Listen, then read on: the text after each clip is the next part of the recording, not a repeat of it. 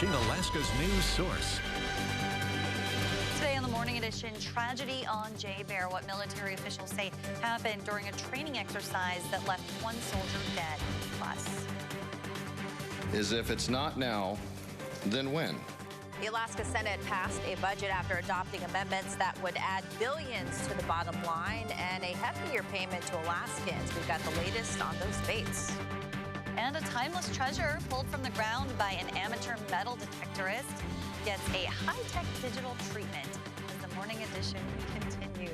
Is that a pot of gold? That's a pot of gold. Is that a pot? No way. How cool that is not that? A pot of gold. Oh, when I was little, I wanted a metal detector so bad. I thought that always, would be so cool to find just remember, treasure. yes, like seeing a rainbow, and I'm just like, you want to follow it and be like, is there a pot of gold at the end? I wonder if I there was wouldn't a have told leprechaun anybody. I with would have just kept finders keepers. I know, yeah. Well, good morning, everyone. Happy Wednesday. Yeah, it's Wednesday. We're trucking along. And we got some more sunshine expected for your hump day. Of course, we're starting off with those crystal clear skies across a large portion of South Central. Temperatures still on the cooler side, right around 34 degrees at Ted Stevens. So we could see some frost across the region as we see those temperatures bottom out near that freezing mark. The good news is winds are on the calm side. Not going to be an issue at all today. You notice we still got plenty of snow on the mountains, but steadily seeing most of that snow gradually beginning to dissipate as we continue to see that high sun angle and those warmer conditions. 36 in Kenai, 34 degrees in Homer.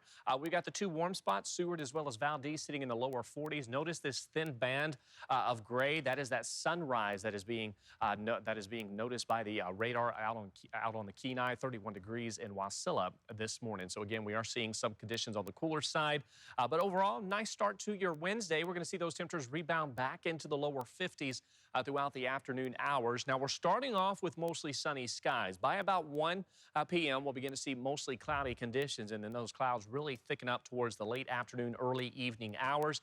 This comes ahead of that system that's been bringing some snow showers towards western Alaska. No rain for us here in Anchorage, but we could see some rain out towards the Kenai later today.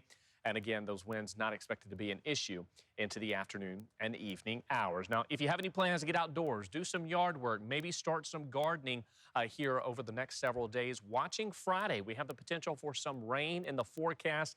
Best shot of rain that we've seen in well over a month. As that system pulls out of the north, it's going to bring some widespread rain Thursday night into Friday. I will detail all of that for you, that 7-day forecast, and a warming trend heading our way coming up.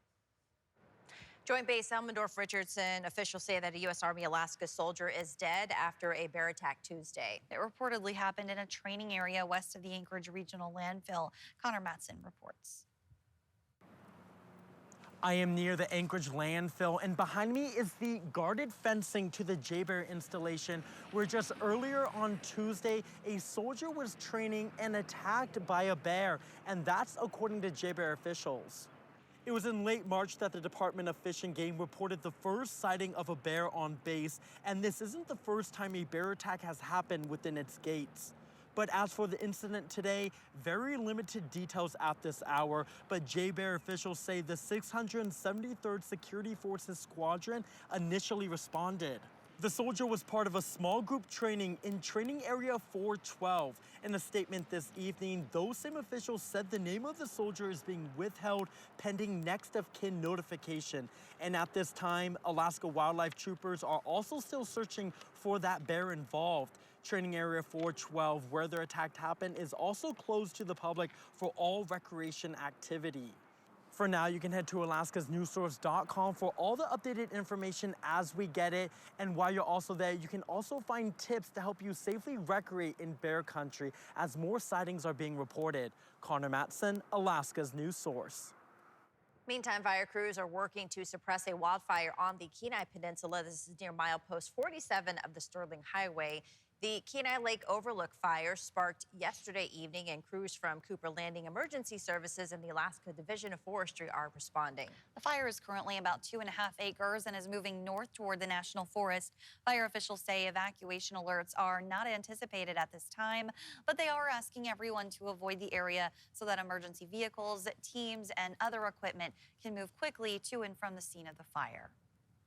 It's a matter of reassuring the residents that live in Cooper Landing that there is significant resources on the ground, in the air, to suppress this fire effectively and efficiently and as timely as possible.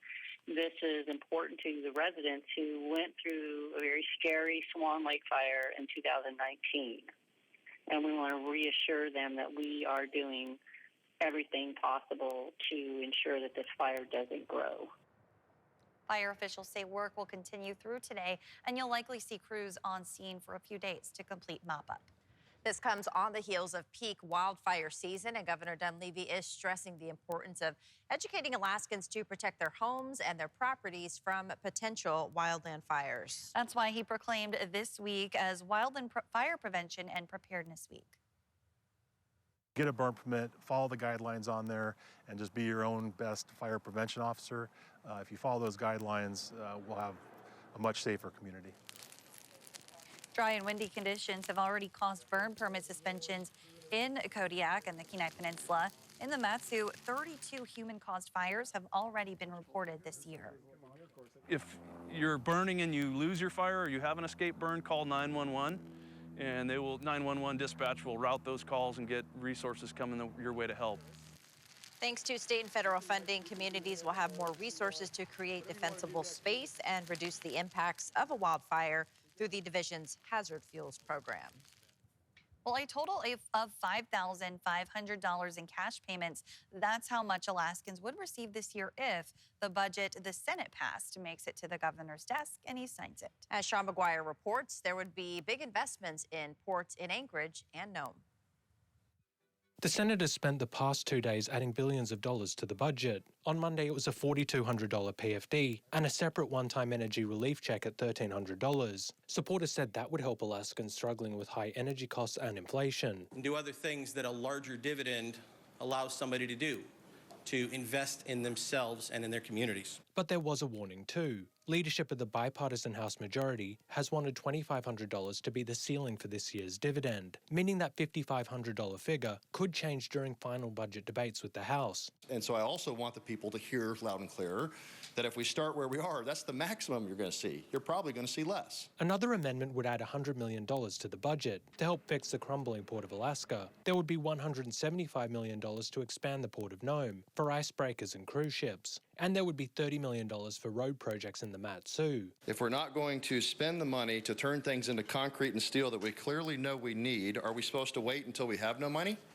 and then say we need the projects? Frustration, though, from some senators. We just can't do it. The money's not there. For me, it's unacceptable. High oil prices meant the budget was over $1 billion in surplus on Monday. Now, it could be $1 billion in deficit, meaning savings accounts may need to be drained if prices drop. Substantial savings would have been great. I do appreciate that. I was sent here not necessarily to make substantial savings on the backs of Alaskan families. The budget passed the Senate, and easily. 15 yeas, 5 nays. But some senators were frustrated before final budget negotiations begin with the House. I speak for Alaskans today who think beyond the next election cycle. I will not be supportive of this defective budget. It's day 113 of the legislative session, meaning the legislature has just over a week to pass a budget and any other bills onto the governor's desk. That's before the legislative session must end by midnight on May 18th. Reporting from Juneau, Sean McGuire, Alaska's news source.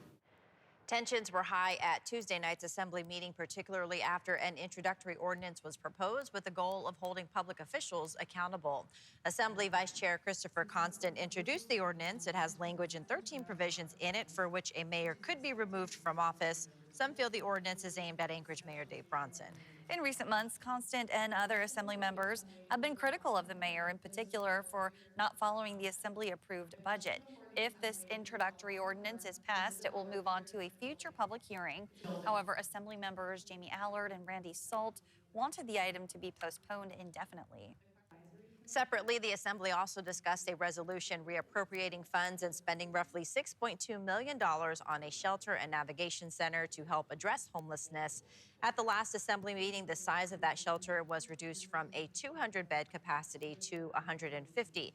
An amendment is also attached to the resolution that requires a commitment from the administration to operate the Golden Lion property as a treatment center under certain conditions. The Assembly also passed a resolution supporting the relocation of displaced Ukrainians to Alaska through the Ukraine Relief Program.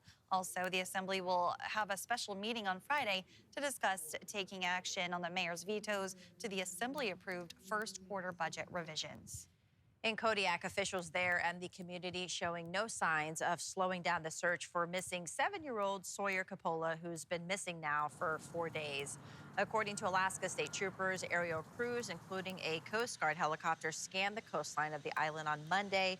Those air teams were using tools such as thermal cameras to try and find any sign of Sawyer. Officials say he has autism and responds mainly to specific calls, such as the word brigadier, the phrase come on in, and vocal howls. Search dogs are also being used. The school district superintendent, who's been closely involved in the search, says the community is still holding out hope.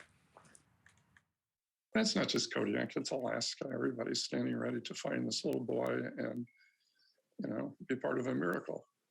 We're hoping. Troopers say the search will continue for as long as they have the resources. And here's the information again for you. Sawyer was last seen wearing a UA camo hoodie. Nearby residents are also encouraged to check their property for any sign of Sawyer. If you have information that might possibly be helpful in the case, you're asked to please contact AST's Kodiak Post at 907-486-4121. Welcome back. 31 minutes past the hour on this Wednesday morning. We're going to see some sun, so that's exciting. Yeah, the good news is as you step outside, not only will we see some sunshine, but the winds, they have calmed down across South Central. A gorgeous shot sent in from Frank.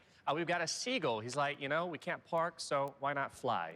Thanks to Frank Chingliak for sending in that photo. You may notice that we did have some overcast skies earlier this week. The good news is we do have some sunshine back in the forecast. We really saw it yesterday, and we're going to see more of it for the first half of today before those clouds thicken right back up. Into the Copper River Basin we go, where we've got some flooding caused by snowmelt. This is primarily north of the Glen Highway out towards Glen Allen.